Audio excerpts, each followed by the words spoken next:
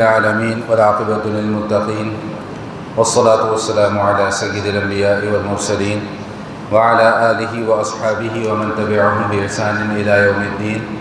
اللهم صل على روح محمد في الأرواح وصل على جسد محمد في الأجساد وصل على قبر محمد في القبور. رب اشرح لي صدري ويسر لي أمري واحلل عقدة من لساني يفقهوا قولي. سبحان ربك رب العزة عما يصفون وسلام على المرسلين والحمد لله رب العالمین. گزشتہ نشست میں سورۃ الجن کے مضامین آپ حضرات کے سامنے بیان کیے گئے تھے. سورۃ الجن کے بعد جو 29ویں پارے میں سورت ہے یہ ہے سورۃ المزمل. مشہور قرآن کریم کی سورہ مبارکہ ہے. آپ حضرات میں سے اکثر کو یہ سورت یاد بھی ہوگی، تلاوت بھی فرماتے ہوں گے.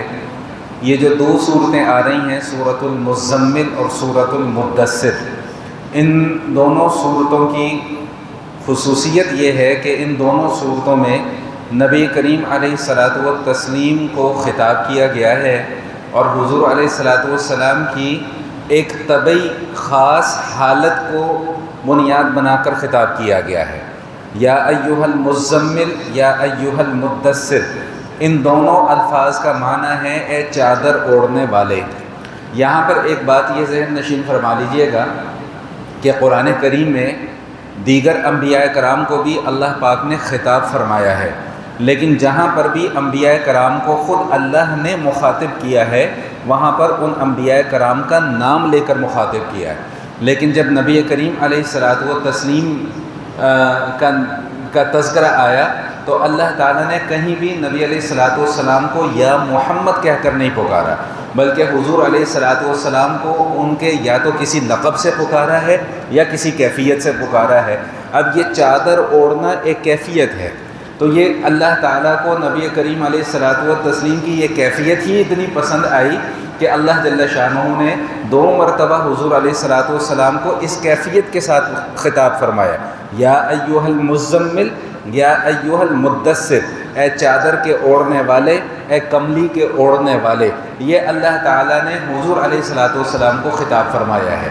اس سے پہلے کہ میں اس سورت کے تفصیلی مضامین آپ حضرات کے سامنے بیان کروں، جو بنیادی بات جس کا سمجھنا بہت ضروری ہے وہ یہ کہ یہ سورہ مبارکہ کا جو نزول کا زمانہ ہے یہ مکی دور ہے. مکی دور یعنی ہجرت سے پہلے کا دور، اور ہجرت سے پہلے بھی وہ والا دور جو بالکل ابتدائے اسلام کا دور تھا، بالکل آغاز میں.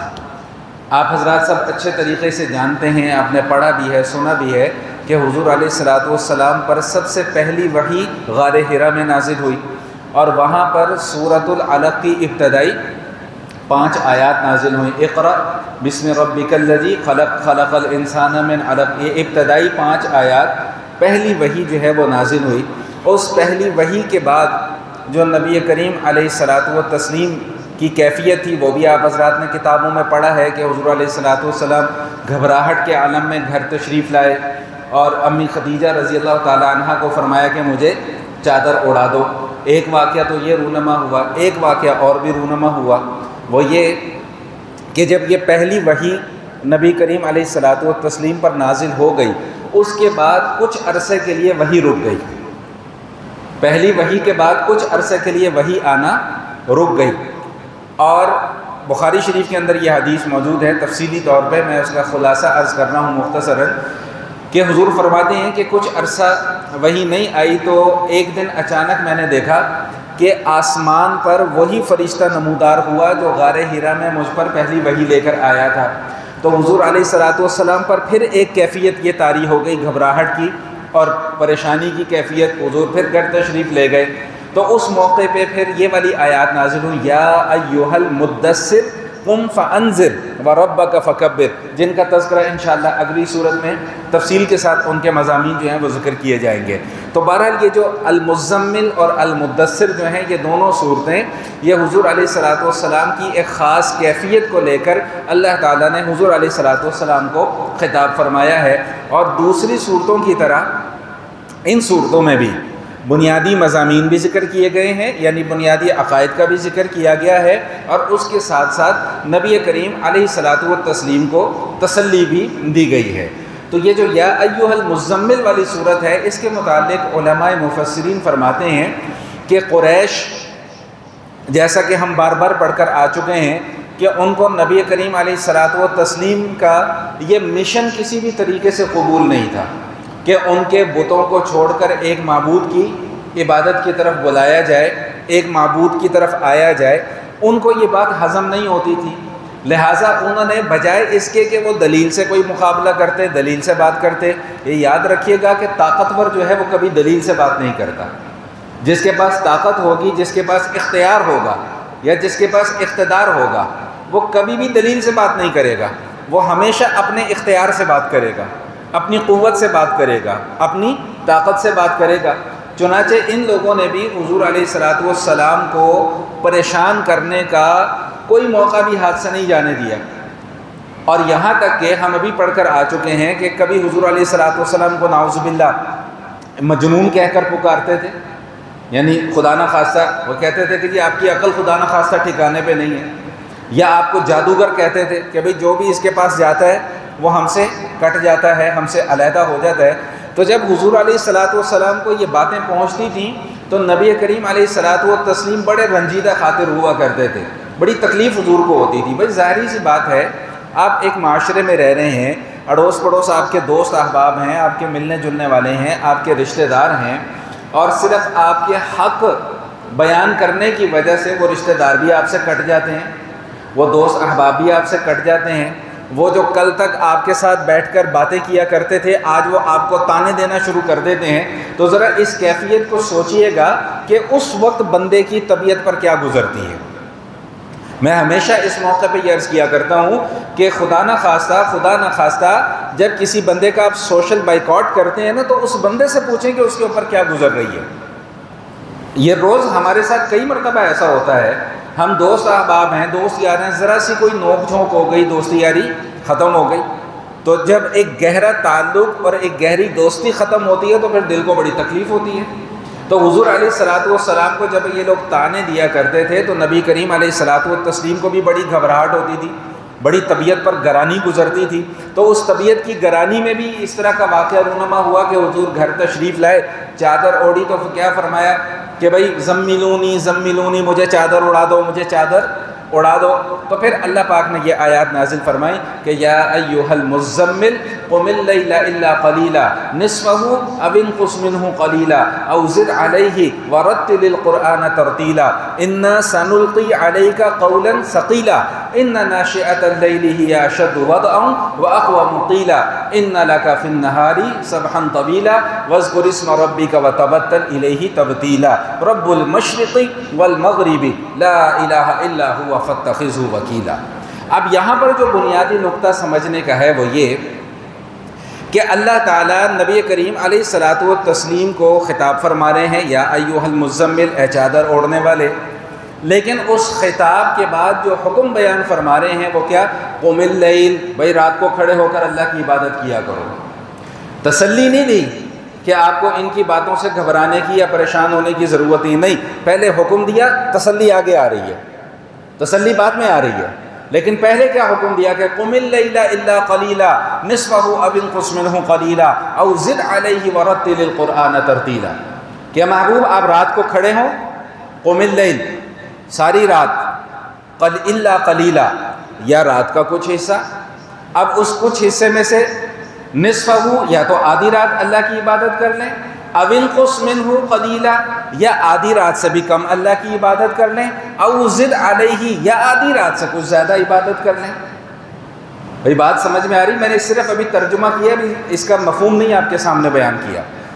بھائی نقطہ سمجھیں کہ پریشان حضور علیہ الصلاۃ والسلام ہے تو بھائی پریشان آدمی کو تسلی دی جاتی ہے یا اسے حکم دیا جاتا ہے؟ بولیں بھائی، تسلی دی جاتی ہے نا، تو یہاں تسلی نہیں دی جا رہی، تسلی آگے جا کر ہے، پہلے حکم ہے۔ مطلب کیا سمجھانا یہ مقصود ہے کہ بھائی جب آپ کے ذمے اب ایک ہم ذمہ داری لگانے لگے ہیں دعوت اور تبلیغ کی، تو بھائی اس ذمہ داری سے پہلے آپ کو اپنے آپ کو تیار کرنا ہے، آپ کی تربیت ہوگی پہلے، یاد رکھیے گا کہ تبلیغ اس وقت تک فائدہ نہیں دیتی جب تک کہ پہلے تربیت نہ ہو. تربیت ہوگی تو تبلیغ اثر کرے گی، تربیت نہیں ہوگی تو تبلیغ بھی اثر نہیں کرے گی. ایک بندہ منہ اٹھا کے ایسے ہی چلا جائے، نہ اسے پتا، نہ اسے دین کے متعلق کچھ پتا، نہ وہ دین کی الف جانتا ہے نہ بے جانتا ہے، وہ اٹھ کے کھڑا ہو جائے جی میں لوگوں کو دین کی دعوت دے رہا ہوں. وہ کیا دعوت دے گا جسے خود دین کے متعلق نہیں پتا، جس کی اپنی تربیت نہیں ہوئی ہے؟ تو ہر حالات کے لیے اپنے آپ کو پہلے تیار کرنا ہے، اور تیار کرنے کے لیے سب سے پہلی بنیادی چیز کیا ضرورت ہے؟ ضروری کیا ہے کہ بھئی آپ نے اپنا روحانی تعلق اللہ سے مضبوط کرنا ہے. اور روحانی تعلق اللہ سے جو مضبوط ہوگا وہ کیسے ہوگا؟ وہ رات کی عبادت سے ہوگا. یاد رکھیے گا کہ یہ حکم صرف نبی علیہ الصلوۃ والسلام کو نہیں ہے، یہ ہر مسلمان کے لیے ہے. اب یہ سمجھ لیں کہ جو 3 طریقے بتائے گئے رات کو عبادت کرنے کے، اس کو سمجھ لیں. سب سے پہلا طریقہ تو یہ بتایا کہ قم اللیل الا قلیلا، رات کو عبادت کریں، کھڑے ہوں، نماز پڑھیں. اصل میں عبادت یہاں پہ نماز. الا قلیلا، تھوڑا سا حصہ. کتنا تھوڑا حصہ؟ قم اللیل الا قلیلا نصفہ، آدھی رات یا تو عبادت کر لیں، او انقص منہ قلیلا، یا آدھی رات سے بھی کم کر لیں یعنی 1/3 کر لیں، او زد علیہ، یا آدھی رات سے زیادہ کر لیں یعنی 2/3 کر لیں. یعنی ایک پوری رات ہے، اس رات کو 3 حصوں میں تقسیم کر لیں. یا تو آدھی رات اللہ کی عبادت کر لیں، یہ بھی ٹھیک ہے، یا آدھی رات سے کم 1/3 اللہ کی عبادت کر لیں، یہ بھی ٹھیک ہے، یا آدھی رات سے زیادہ یعنی 2/3 اللہ کی عبادت کر لیں. اب یہاں پر یہ بات سمجھ لیجئے گا، مفسرین فرماتے ہیں کہ جب یہ آیات نازل ہوئی تو اس وقت تک جتنے بھی لوگوں نے ایمان قبول کیا تھا، جتنے بھی صحابہ کرام تھے، بشمول نبی کریم علیہ الصلوۃ والتسلیم اور بشمول تمام کے تمام صحابہ کرام پر تہجد کی نماز فرض ہو گئی تھی. سمجھ رہے ہیں بات؟ تہجد کی نماز فرض ہو گئی تھی. یعنی ابھی 5 نمازوں کا حکم نازل نہیں ہوا. 5 نمازوں کا حکم تو کہاں ملا؟ معراج کے موقع پہ. اور معراج کا واقعہ تو نبوت کے 6 سال یا 5ویں سال میں جا کر رونما ہوا. تو اس سے پہلے یہ تہجد کی نماز فرض ہو گئی تھی حضور علیہ الصلوۃ والسلام پر بھی اور صحابہ کرام پر بھی. اور پھر بعد میں جب 5 نمازوں کا حکم نازل ہو گیا تو بعض حضرات کی رائے یہ ہے کہ امت سے تو تہجد کی فرضیت منسوخ ہو گئی، لیکن نبی کریم علیہ الصلوۃ والتسلیم تک پر آخر تک تہجد فرض رہی. امت کے لیے اس کام کو ایک ثواب کا کام قرار دے دیا گیا، ایک مستحب عمل قرار دے دیا گیا کہ اگر کوئی رات کو اٹھ کر تہجد پڑھ لیتا ہے تو اس کے لیے بڑا ثواب کا کام ہے، اس کے لیے بڑی نیکی کا کام ہے. لیکن ابتدائے اسلام میں یہ تہجد کی نماز فرض تھی. اچھا، اب یہاں پر جو بات سمجھنے کی ہے وہ یہ کہ جب یہ آیات نازل ہوئی نا کہ آدھی رات پڑھ لیں یا 1/3 کر لیں یا 2/3 کر لیں، اب ایک مخصوص وقت متعین نہیں کیا گیا تو صحابہ کرام کو بڑی پریشانی ہوتی تھی کہ ہم کس طرح وقت کا تعین کریں. نہ ہمیں پتہ چلتا ہے کہ یہ ہم نے 1/3 رات گزار لی یا 2/3 گزار لی یا آدھی گزار لی، کتنی گزار لی. تو امی عائشہ صدیقہ رضی اللہ تعالی عنہ کی حدیث سے یہ بات معلوم ہوتی ہے کہ تقریباً 1 سال تک یہ حکم ایسے ہی برقرار رہا. 1 سال کے بعد پھر اللہ تعالیٰ نے اسی صورت کی باقی آیات کو نازل فرمایا جو دوسرا رکوع ہے اس کا، اور اس میں یہ حکم دے دیا کہ فقرؤوا ما تیسر من، بھائی جتنی آسانی سے کر سکتے ہو اتنی کر لو. اب آپ یہ دیکھیں کہ اللہ تعالیٰ نے میرے لیے، آپ کے لیے، ہم جیسوں کے لیے کتنی آسانی کر دی. اگر یہ حکم برقرار رہتا کہ نہیں آدھی رات اللہ کی عبادت کرنی ہے یا 1/3 اللہ کی عبادت کرنی ہے یا 2/3 اللہ کی عبادت کرنی ہے، تو ہمارے لیے یہ ممکن نہیں تھا، ہمارے لیے یہ آسان نہیں تھا. اس لیے اللہ تعالیٰ نے آسانی امت کے لیے کیا نازل فرما دی کہ فقرؤوا ما تیسر من، بھائی جتنی آسانی سے عبادت ہو سکتی ہے اتنی آسانی سے عبادت کر لیا کرو. یہی وجہ ہے کہ علماء فرماتے ہیں کہ اگر کسی نے رات کو اٹھ کر 2 رکعت بھی تہجد کے ادا کر لیے تو اس کو تہجد کا ثواب مل گیا. 2 رکعت نماز بھی اگر کسی نے ادا کر لی. اور اس حوالے سے میں مسائل کئی مرتبہ آپ کے سامنے بیان کر چکا ہوں. مختصر دوبارہ بات آ رہی ہے، مختصر دوبارہ عرض کر دوں کہ بھائی تہجد کے لیے کوئی سونا ضروری، بولیں بھائی، نہیں ہے، سونا کوئی ضروری نہیں ہے. ہاں، افضل طریقہ یہی ہے کہ پہلے حصے میں رات کے کچھ آرام کر لیا جائے اور آخری حصے میں رات کو اٹھ کر پھر اللہ تعالیٰ سے لو لگائی جائے، یہ افضل ہے.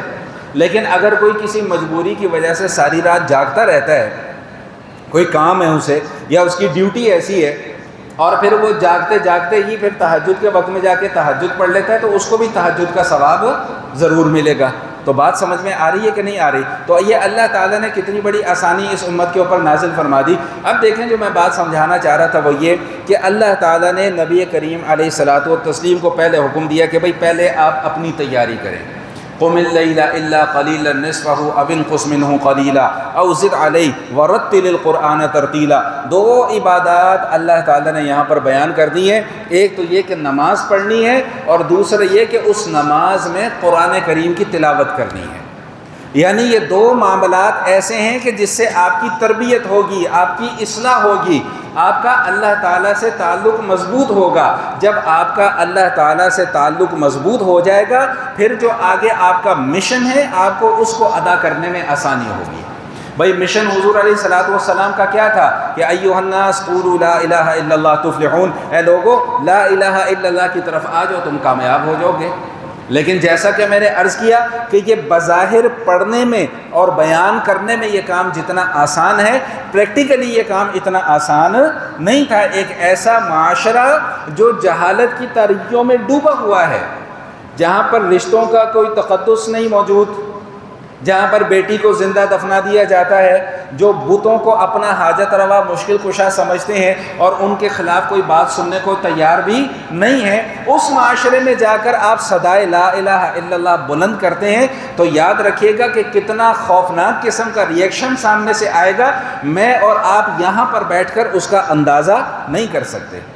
بھائی صرف اسی لا الہ الا اللہ کی وجہ سے جنگ بدر ہوئی نا، غزوہ احد ہوا، غزوہ بدر ہوا، غزوہ احزاب ہوا، غزوہ حنین ہوا، دیگر جتنے بھی غزوات ہوئے صرف اس لا الہ الا اللہ کی وجہ سے ہوئے نا۔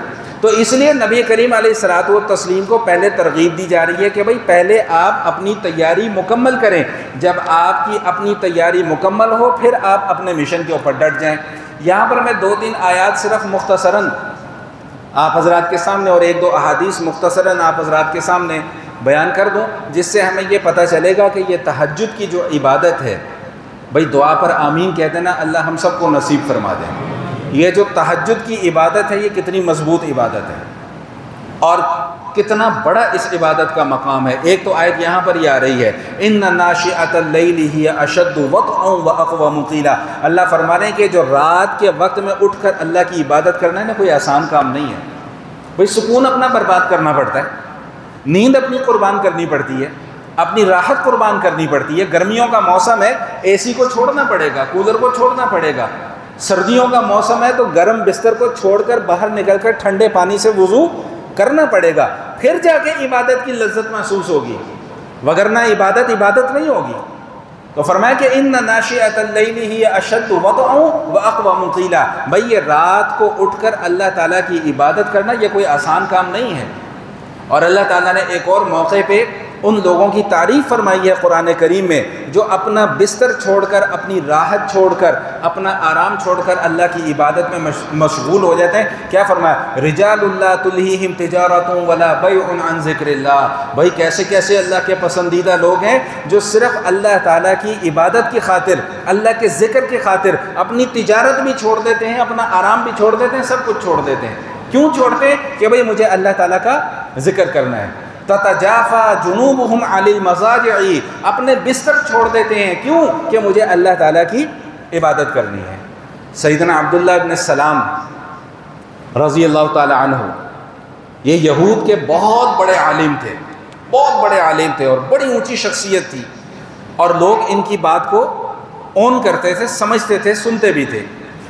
یہ فرماتے ہیں کہ جب نبی کریم علیہ الصلوۃ والتسلیم مدینہ منورہ تشریف لائے تو جب میری پہلی نظر حضور علیہ الصلوۃ والسلام کے چہرہ انور پر پڑی تو فرماتے ہیں کہ میں فوری طور پر سمجھ گیا کہ یہ چہرہ کسی جھوٹے آدمی کا، اتنا نورانی چہرے والا جھوٹ نہیں بول سکتا۔ بھائی جھوٹ کی اپنی ایک نحوست ہوتی ہے، جھوٹا آدمی ہوتا ہے نا، جھوٹا، مکرنے والا، وعدوں سے مکرنے والا، لوگوں کے دلوں کے اندر تنفر پیدا کرنے والا، جھوٹ بول بول کر لوگوں کو گمراہی کی طرف لے جانے والا، اس کی شکل پہ ایک مخصوص قسم کے پھٹکار نظر آ جاتی ہے۔ تو فرماتے ہیں کہ میں نے جب حضور اقدس صلی اللہ علیہ وآلہ وسلم کے بابرکت چہرے کی طرف نظر کی تو مجھے فوری طور پہ اندازہ ہو گیا کہ یہ چہرہ کسی جھوٹے آدمی کا نہیں ہو سکتا. اور وہ فرماتے ہیں کہ میں جلدی جلدی حضور علیہ الصلوۃ والسلام کے پاس پہنچا. فرماتے ہیں کہ جو سب سے پہلی بات میں نے نبی کریم علیہ الصلوۃ والتسلیم سے سنی وہ کیا تھی؟ فرمایا کہ حضور علیہ الصلوۃ والسلام نے ارشاد فرمایا کہ لوگوں سلام کو پھیلاؤ، سلام کیا کرو. اس پر بھی میں کئی مرتبہ بات کر چکا ہوں کہ ہمارے ہاں جو سلام کیا جاتا ہے نا وہ بھی ایک رسمی سلام ہوتا ہے، رسمی سلام ہوتا ہے.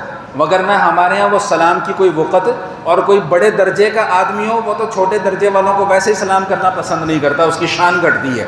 میری توہین ہو جائے گی کہ میں اپنے سے چھوٹے کو جا کے سلام کروں، نہ میں یہاں پر ہوں، وہ مجھ سے آ کے سلام کرے، میں کیوں جا کے اسے سلام کروں. تو بہرحال فرماتے ہیں کہ سب سے پہلی بات جو میں نے حضور علیہ الصلوۃ والسلام سے سنی وہ کیا کہ بھائی لوگوں سلام کو پھیلاؤ. دوسری بات حضور علیہ الصلوۃ والسلام نے کیا ارشاد فرمائی کہ بھائی بھوکوں کو کھانا کھلاؤ، تطعموا الطعام، کھانا کھلایا کرو. بھائی ضروری نہیں کہ بھوکے کو کھانا کھلانا ہے، مطلب یہ کہ جس کو ضرورت ہے اس کو کھانا کھلاؤ، اپنا دسترخوان وسیع کرو. ہمارے جو ابا جی تھے، ہمارے بزرگ جنہوں نے میری تربیت کی ہے، پرورش کی ہے، ان کے اندر میں نے یہ خاصیت دیکھی تھی. ان کا دسترخوان بڑا وسیع تھا. وہ یہی فرمایا کرتے تھے، فرماتے تھے کہ بھائی کھلاتے رہو، لوگوں کو دیتے رہو، اللہ تمہیں دیتا رہے گا. وہ کہتے ہیں کبھی اپنا دسترخوان نہ روکو، دسترخوان وسیع رکھو، کھلاؤ پلاؤ لوگوں کو. وہ کہتے ہیں میں خرچ کرتا رہتا ہوں، مجھے اللہ دیتا رہتا ہے. تو حضور علیہ الصلوۃ والسلام بھی کیا فرما رہے ہیں؟ اسماء بنت ابی بکر رضی اللہ تعالیٰ عنہ کو نبی علیہ الصلوۃ والسلام نے کیا نصیحت فرمائی؟ یہی نصیحت فرمائی نا کہ اسماء اپنا ہاتھ خرچ کرنے سے روکنا نہیں، وگرنہ اللہ بھی ہاتھ روک لے گا.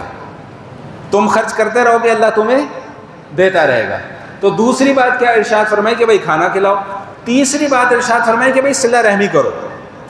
صلہ رحمی کا مطلب آپس کے تعلقات جو ہے انہیں جوڑ کر رکھو، تعلقات کے اندر توڑ پیدا نہ کرو.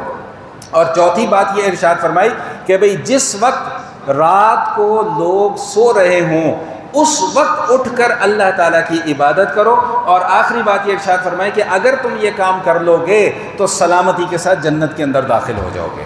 تو بات کیا چل رہی ہے؟ سورۃ المزمل کے مضامین. اور سورۃ المزمل کے مضامین میں اہم ترین ٹاپک جو ہے وہ تہجد کا ہے. تو تہجد کے حوالے سے میں یہ بات کر رہا تھا. ایک حدیث اور سماعت فرما لیجئے کہ حضور علیہ الصلوۃ والسلام نے سیدنا بلال رضی اللہ تعالیٰ عنہ کو یہ فرمایا کہ اے بلال رات کو جاگنے کی عادت بناؤ. یعنی جاگنے کا مطلب کہ رات کو جاگ کر اللہ تعالیٰ کی عبادت کرنے کی عادت بناؤ. کیوں؟ فرمایا کہ اس لیے کہ یہ تم سے پہلے جو نیک لوگ گزر چکے ہیں نا ان کا بھی یہی طریقہ تھا. وہ بھی راتوں کو اٹھ کر اللہ تعالیٰ کی کیا کرتے تھے؟ عبادت کیا کرتے تھے. اور دوسری بات حضور علیہ الصلوۃ والسلام نے یہ ارشاد فرمائی کہ اگر تم یہ کام کر لو گے تو یہ نیک اعمال تمہارے گناہوں کا کفارہ بن جائیں گے. اللہ تعالیٰ ان نیک اعمال کی وجہ سے تمہارے اندر حسد کی بیماری کو جو ہے وہ دور فرما دیں گے. تو بہرحال تذکرہ کیا چل رہا ہے؟ یا ایھا المزمل، اے چادر کے اوڑھنے والے، قم اللیل الا قلیلا، آپ رات کو اٹھ کر اللہ کی عبادت کریں، چاہے تو پوری رات سے کم کر دیں، آدھی رات، او انقص منہ قلیلا، یا آدھی رات سے بھی کچھ کم کر دیں، او زد علیہ، یا آدھی رات سے کچھ زیادہ عبادت کر لیں. اور اہم ترین بات ورتل القرآن ترتیلا. بھائی کھلا رہنے دیں، دروازہ تھوڑا سا کھلا رہنے دیں، پیارے بھائی کھلا رہنے دیں. آپ آگے تشریف لیں، آگے آ جائیں، آگے جگہ خالی ہے، بھی پھر بعد میں دقت ہوگی. ورتل القرآن ترتیلا، بھائی قرآن کو خوبصورت طریقے سے پڑھیں. بھائی یہاں پر ایک دو باتیں سمجھ لیں. دیکھیں قرآن کریم میری اور آپ کی زبان میں نازل نہیں ہوا. قرآن کریم کس زبان میں نازل ہوا؟ عربی زبان میں. ٹھیک، لوگ یہ کہتے ہیں جی قرآن پڑھنا اور قرآن سیکھنا بڑا مشکل کام ہے. میں یہ کہتا ہوں انگریزی پڑھنا، انگریزی سیکھنا مشکل نہیں ہے، قرآن سیکھنا مشکل ہے. کیوں مشکل نہیں ہے؟ اس لیے کہ ہم نے ساری محنت اور ساری توجہ کس پہ لگائی ہوئی ہے؟ RAT rat CAT cat. ہمارا بچہ بھی پیدا ہونے کے بعد ہی RAT rat CAT cat, RAT rat CAT cat, BAT bat ہے. لیکن اتنی محنت اور اتنی توجہ ہم نے اپنے بچے کو قرآن پڑھنے اور پڑھانے پر نہیں لگائی. قرآن سیکھنے اور سکھانے پر ہم نے قرآن کو ہمیشہ سے ایک ثانوی حیثیت میں رکھا، ہمیشہ سے.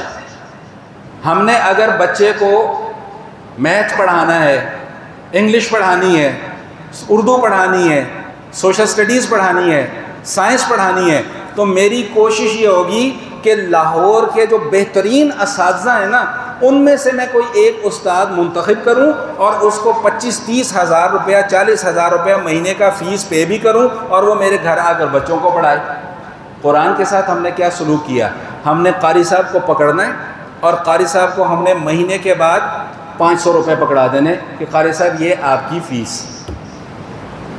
بھائی ایسا ہوتا ہے کہ نہیں ہوتا؟ اپنے دل پر ہاتھ رکھ کر مجھے بتائیں، ایسا ہی ہوتا ہے؟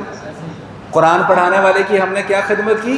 500 روپے، اور اسکول پڑھانے والے کی ہم نے کیا خدمت کی؟ 25-30 ہزار۔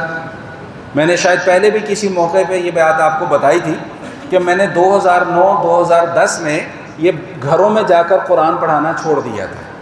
اس کی بنیادی وجہ کیا تھی؟ اس کی بنیادی وجہ کچھ واقعات ایسے رونما ہوئے کہ جس کے بعد میں نے معذرت کر لی۔ میں نے ان سے ہاتھ جوڑ کر یہ معذرت کی کہ بھائی میں اللہ کے دین کو، اللہ کے دین کی بدنامی کا سبب نہیں بننا چاہتا، اللہ کے دین کے توہین کا میں مرتکب نہیں ہونا چاہتا۔ قاری صاحب پڑھانے کے لیے آئے ہیں، بھائی محسوس نہ کیجئے گا، باتیں سچی ہیں یہ ساری کی ساری۔ قاری صاحب پڑھانے کے لیے آئے ہیں، شدید گرمی کا موسم ہے، کہاں بٹھانا ہے؟ وہ لوہے کی ٹین والے گراج کے نیچے۔ اسی وقت ٹیوٹر آ گئے، ان کے لیے فوراً ڈرائنگ روم کا دروازہ کھلنا ہے، ان کے لیے فوراً اے سی بھی، بولے بھائی کیوں بولتی کیوں بند ہو گئی؟ مزاج کے خلاف بات ہے نا۔ ان کے لیے فوراً اے سی بھی چلایا جائے گا اور ان کو مہینے کے بعد 15-20-25 ہزار روپیہ فیس بھی دی جائے گی۔ قاری صاحب بیچارے وہاں پر بیٹھ کر پڑھائیں گے، 500 روپیہ فیس دے کر وہ قاری بھی بیچارہ ایسا وہ بھی خوش ہو جاتا ہے، ٹھیک ہے جی شکریہ آپ کا، مہربانی آپ کی۔ کیوں؟ اس کی بیچارے کی ضرورت ہی اتنی ہے۔ تو ہم نے قرآن کے ساتھ نہایت، بیٹا بیٹھ جاؤ بیٹھ جاؤ، ہم نے قرآن کے ساتھ نہایت توہین آمیز سلوک کیا ہوا ہے، جس کی وجہ یہ ہے کہ ہمیں دنیا میں بھی مار پڑ رہی ہے اور آخرت میں پتہ نہیں ہمارا کیا حال ہونا ہے۔ تو اللہ کیا فرما رہا ہے کہ وَرَتِّلِ الْقُرْآنَ تَرْتِيلًا، بھائی قرآن کریم کو خوبصورت انداز میں پڑھو۔ یہاں پر یہ مسئلہ سمجھ لیجئے گا کہ قرآن کریم کو تجوید کے ساتھ پڑھنا فرض ہے۔ قوف کو قوف پڑھنا یہ فرض ہے، صاد کو صاد پڑھنا یہ بولیں بھائی فرض ہے، ذال کو ذال پڑھنا یہ فرض ہے، ثا کو ثا پڑھنا یہ فرض ہے، سین کو سین پڑھنا یہ فرض ہے۔ لیکن افسوس کہ ہم نے قرآن کو اس طریقے سے سیکھا ہی نہیں، ہم نے توجہ ہی کوئی نہیں کی۔ ہماری کوشش یہ ہوئی کہ آج قاری صاحب پہلے دن پڑھانے کے لیے آئیں، 4 دن بعد قاری صاحب ابھی تک سپارہ نہیں ختم ہوا بچے کا۔ بھائی 4 دن میں کیسے سپارہ ختم ہو سکتا ہے بچے کا؟ جب تک کہ اس کے الفاظ کی ادائیگی ٹھیک نہ ہو، اس کے حروف کو ادا کرنا اسے نہ آئے، کیسے ٹھیک ہو سکتا ہے؟ تو اللہ کہہ رہے ہیں کہ وَرَتِّلِ الْقُرْآنَ تَرْتِيلًا، بھائی قرآن کو خوبصورت طریقے سے پڑھو، ترتیل کے ساتھ پڑھو، روانی کے ساتھ پڑھو، ایک ایک لفظ صحیح طریقے سے ادا ہونا چاہیے، ایک ایک حرف صحیح طریقے سے ادا ہونا چاہیے۔ جہاں زبر ہے پتہ چلنا چاہیے کہ یہاں زبر ہے، جہاں زیر ہے پتہ چلنا چاہیے کہ یہاں زیر پڑا ہے، جہاں شد ہے پتہ چلنا چاہیے کہ یہاں پر تشدید پڑی گئی ہے، قلقلہ کیا ہے، ادغام کیا ہے، غنہ کیا ہے، اظہار کیا ہے، اخفا کیا ہے۔ ہم نے تو کبھی ان اصطلاحات کا معنی ہی نہیں سمجھا کہ ان اصطلاحات کا مطلب کیا ہے، ہم نے قرآن کیا پڑھنا تھا۔ تو بہرحال بھائی آج کی نشست سے یہ عہد کر لیں کہ ہم نے آج ہی سے قرآن صحیح طریقے سے سیکھنا شروع کرنا ہے انشاءاللہ۔ تو بول دو بھائی، ارادہ کرنے میں تو کوئی حرج نہیں ہے نا، ارادہ کرنے پہ نہ کوئی خرچہ ہے نہ کوئی پرچہ ہے۔ بھائی نیکی کا ارادہ کرنے پہ نہ خرچہ ہے نہ پرچہ ہے، کوئی ڈرنے کی ضرورت نہیں ہے۔ اس لیے ذرا کھل کے ارادہ کر لیں کہ انشاءاللہ ہم آج ہی سے قرآن کریم کو صحیح طریقے سے سیکھنے کی کوشش کریں گے۔ جو یا اللہ ہم سے پچھلی غلطیاں کوتاہیاں ہو گئیں اس پر ہم آپ سے معافی مانگتے ہیں۔ تو کیا فرمایا کہ یا ایھا المزمل قم اللیل الا قلیلا نصفہ او انقص منہ قلیلا او زد علیہ ورتل القرآن ترتیلا انا سنلقی علیک قولا ثقیلا۔ اے محبوب بڑی بھاری بات ہم آپ پر ڈالنے لگے ہیں۔ وہ بھاری بات کیا ہے؟ وہ قرآن کریم کا نزول۔ امی عائشہ صدیقہ رضی اللہ تعالیٰ عنہ فرماتی ہیں کہ سردی کا موسم ہوتا تھا، حضور علیہ الصلوۃ والسلام پر جب وحی نازل ہوتی تھی تو حضور علیہ الصلوۃ والسلام کی پیشانی مبارک پسینے سے تر ہو جایا کرتی تھی، اتنا ثقل ہوتا تھا، اتنا بوجھ ہوتا تھا۔ صحابہ بیان فرماتے ہیں کہ حضور اگر کسی اونٹنی پر تشریف فرما ہوتے تھے تو وہ اونٹنی وحی کے بوجھ سے زمین پر بیٹھ جایا کرتی تھی۔ زید بن ثابت رضی اللہ تعالیٰ عنہ فرماتے ہیں کہ ایک مرتبہ حضور اقدس صلی اللہ علیہ وآلہ وسلم کا سر مبارک میری ران پر تھا، اچانک وحی کا نزول شروع ہو گیا۔ فرماتے ہیں کہ مجھے ایسا محسوس ہوتا تھا کہ میری ران کہیں پھاٹی نہ جائے۔ یہ متشابہات میں سے ہیں، وہی کیسے نازل ہوتی تھی ہم نے نہیں اترتے ہوئے دیکھی وہی۔ صحابہ نے تمثیلات بیان کی ہیں، بعض فرماتے ہیں کہ ہمیں ایسا محسوس ہوتا تھا کہ حضور کے آس پاس مکھیوں کی سی بھن بھناہٹ کی سی آواز ہے، بعض فرماتے ہیں کہ کبھی کبھی ایسا محسوس ہوتا تھا کہ جیسے کسی گھنٹی کے بجنے کی مسلسل آواز آ رہی ہے، لیکن اصل حقیقت وہی کی کوئی بھی نہیں، نہ پہچان سکا نہ جان سکا۔ کیوں؟ یہ اللہ اور اللہ کے نبی کے درمیان میں ایک راز ہے، وہ وہی بھیجنے والا جانے اور جس پر وہی نازل ہو رہی ہے وہ جانے، یہ ان دونوں کا معاملہ ہے۔ ہمارا معاملہ صرف اتنا ہے کہ بھئی وہی آ گئی، پیغام ہم تک پہنچ گیا، اب اس پیغام کو آگے لے کر چلنا یہ میری اور آپ کی ذمہ داری ہے۔ تو اللہ کیا فرما رہے ہیں کہ اِنَّا سَنُلْقِي عَلَيْكَ قَوْلًا ثَقِيلًا، بھئی آپ پر بڑا بوجھ ہم ڈالنے والے ہیں۔ اِنَّ نَاشِئَةَ اللَّيْلِ، اگلی آیت یہی ہے نا، یہی ہے نا، اِنَّ نَاشِئَةَ اللَّيْلِ هِيَ أَشَدُّ وَطْئًا وَأَقْوَمُ قِيلًا، کیونکہ رات کا عبادت کرنا جو ہے نا بڑا بوجھل کام ہے۔ میں نے ابھی اس کے حوالے سے مختصر سی گزارشات آپ حضرات کے سامنے بیان کر دی۔ اِنَّ لَكَ فِي النَّهَارِ سَبْحًا طَوِيلًا، بھئی یہ رات کی عبادت آپ کے ذمہ کیوں لگائی گئی ہے؟ اس لیے لگائی گئی ہے کہ چونکہ دن کے اندر آپ کی کافی مصروفیات ہوتی ہیں، مشغولیت بہت زیادہ ہوتی ہے، اس لیے رات کی عبادت جو ہے وہ آپ کے ذمہ لگائی گئی ہے۔ بھئی اس مضمون سے متعلق جو بقیہ گزارشات ہیں وہ انشاءاللہ زندگی رہی تو آئندہ کی نشست میں بیان کریں گے۔